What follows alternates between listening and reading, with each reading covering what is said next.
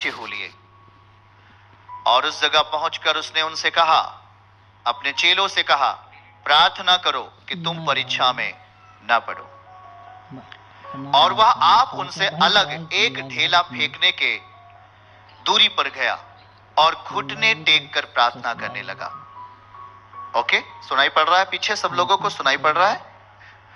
और कहा, हे पिता, यदि तू चाहे तो इस कटोरे को, दुख भरे कटोरे को मेरे पास से हटा ले। वो हटा सकता है, पिता है। तो भी मेरी नहीं परंतु तेरी इच्छा पूरी हो। आमीन। ओके, हमेशा पिता की इच्छा पूरी होनी चाहिए। और 43 में लिखा, तब स्वर्ग से एक दूत उसको दिखाई दिया। स्वर्ग से एक दूत यीशु मसीह के सामने आया और प्रभु को सामर्थ्य देता है उन परिस्थितियों से लड़ने के लिए, देता है। उसके बाद दिखाइए, तब लिखा क्या, वह अत्यंत संकट में व्याकुल होकर के शरीर में है। यीशु मसीह शरीर में है तो शरीर तो व्याकुल होगा, क्योंकि शरीर पर अब क्या होने वाला है? एक उस शरीर पर चोट आने वाली है, उस शरीर पर लोग घात करेंगे। वो शरीर क्या है? अत्यंत संकट में व्याकुल होकर हृदय वेदना से प्रार्थना करने लगा और उसका पसीना मानो खून बन करके, खून की बड़ी बड़ी बूंदें बन करके भूमि पर टपक रहा था। बड़ा ही उस टाइम का माहौल बड़ा ही खतरनाक था, मैं समझता हूं, बहुत ही, क्योंकि सर्वशक्तिमान का पुत्र व्याकुल होकर के, अत्यंत संकट और व्याकुलता थी, पर वो अपने आप को किधर लेके जा रहा है? प्रार्थना करने के लिए। कहां लेके जा रहा है?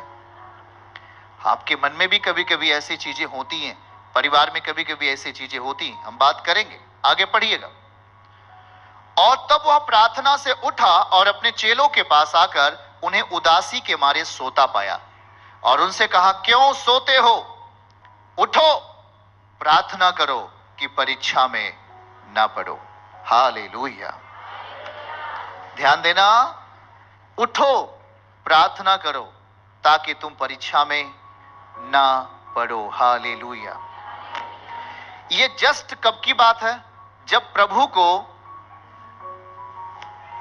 पकड़ने के लिए पूरी रोम सैनिक और उसके साथ यहूदा इस्करियोत साथ साथ उस गतसमनी के बाग में रात्र के समय, भोर के समय पकड़ने के लिए आते, हाथों में तलवार और लाठियां लिए हुए प्रभु को पकड़ने के लिए उस गतसमनी के बाग में आते।